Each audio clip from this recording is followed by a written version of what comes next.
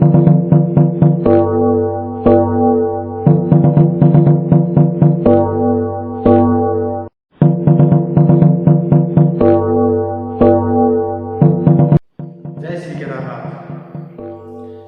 ज्योतिष और वास्तु के इस कार्यक्रम में आपका हार्दिक स्वागत है।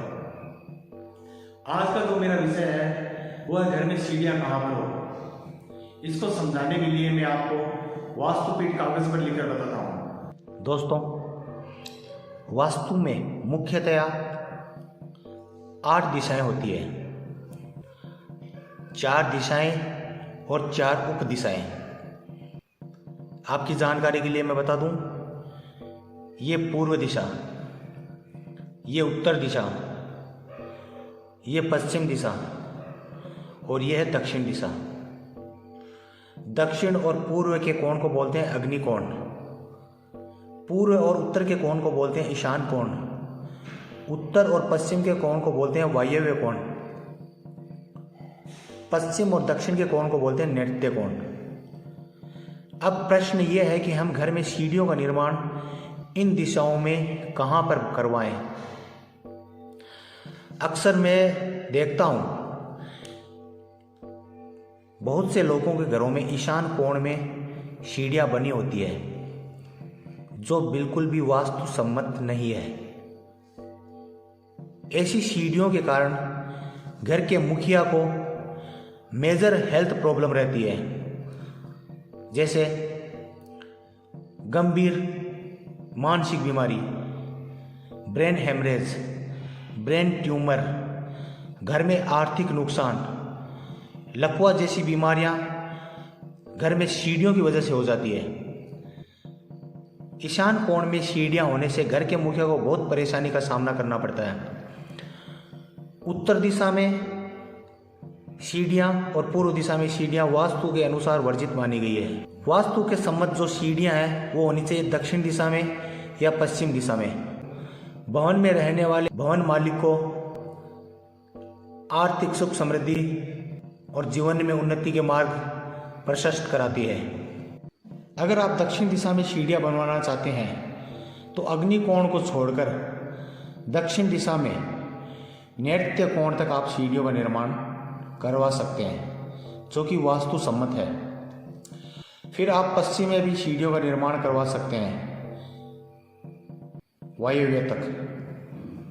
यह भी वास्तु सम्मत है। विशेष बात आपको ध्यान रखनी है वो यह है कि जब भी आप सीढ़ियों का निर्माण करवाएं तो आप क्लॉकवाइज सीढ़ियों का निर्माण करवाएं।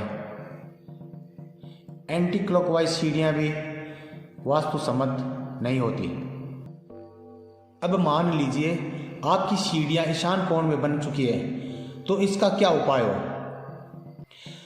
वास्तु में अगर कोई चीज गलत बन गई है, सभी चीजों का तो मैं नहीं कह सकता, लेकिन कुछ एक चीजों का वास्तु में उपाय होता है। अगर आपकी सीढ़ियां ईशान कोण में बन चुकी है और आप इसको हटवा नहीं सकते, तो इसके लिए एक रेमेडी होती है।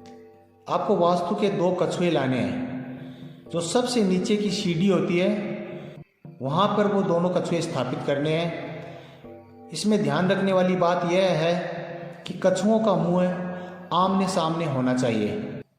ये समझ लीजिए ये कछुआ है, इसका मुंह इधर है, तो दूसरे कछुए का मुंह इधर होना चाहिए।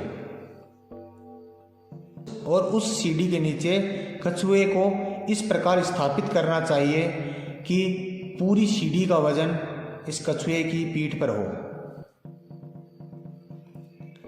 इससे काफ़ी हद तक आपको जो समस्याएं आपके घर में आ रही है, आपके सामने हेल्थ इश्यूज आ रहे हैं, उसमें काफ़ी हद तक आपको फ़ायदा मिल जाएगा।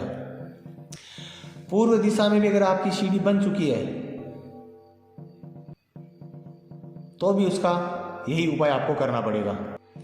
दोस्तों, गलत दिशा में बनी हुई सीढ़ियां हमारे भाग्य में रुकावट पैदा करती है।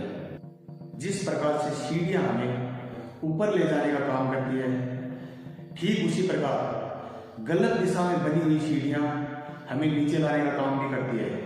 घर में सीढ़ी बनवाते समय आपको विशेष ध्यान यह भी रखना है कि उस सीढ़ी के नीचे आपको जल का स्थान नहीं बनाना है। सीढ़ी के नीचे आपको भूलकर भी टॉयलेट और बाथरूम नहीं बनवाना है। सीढ़ी के नीचे आपको किचन नहीं बनवाना है। सीढ़ी के नीचे आपको घर का मंदिर नहीं बनवाना है। बहुत से घरों में मैं देखता हूँ कि सीढ़ियों के नीचे टॉयलेट और बाथरूम बना देते हैं, जो कि वास्तु सम्मत नहीं है। अगर आपको किसी कारणवश सीढ़ियों के नीचे टॉयलेट्स और बाथरूम बनाना भी पड़े, सीढ़ियों की और टॉयलेट्स की छत एक ना रखें, उसके बीच में स्लैब डाल दें। ये आपका वास्तु दोष का निवारण हो जाएगा। उम्मीद करता हूँ सीढ़ियों के बारे में मेरे द्वारा दी गई जानकारी आपको पसंद आई। अगर आपको मेरे द्वारा दी गई जानकारी पसंद आई और समझ में आ गई तो आप मुझे कमेंट करिए। अगर आपको समझ में नहीं आई तो आप मुझे कॉल भी कर सकते हैं। धन्यवाद। जय शंकर की, जय श्री केदारनाथ।